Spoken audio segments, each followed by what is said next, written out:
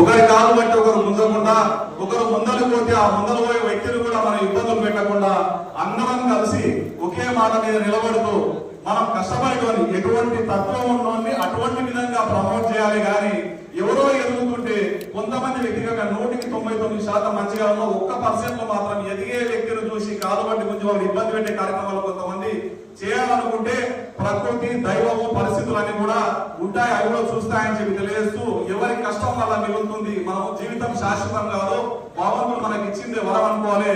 దానికి ఉదాహరణ గల్లీ నుంచి క్యాబినెట్ వరకు, సర్పంచ్ నుంచి మంత్రి వరకు ఎదిగినటువంటి మా శ్రీహరణ గారిని మీ అందరికీ ముదిరాజు బిడ్డగా ఉదాహరణగా చూపిస్తూ అంటే ఉన్నోనికి పదవులు వస్తాయి, లేనోనికి పదవులు అనడానికి కూడా ఏమాత్రం వీలు లేకుండా నేను సర్పంచ్ గా ఉన్నప్పటి నుంచి శ్రీహరణతో నాకు అనుబంధం ఉంది. మిత్రుడిగా ఫామ్ హౌస్ పోయి తిని చేరాగి కూర్చొని వచ్చేటోళ్ళం మేమందరం కూడా.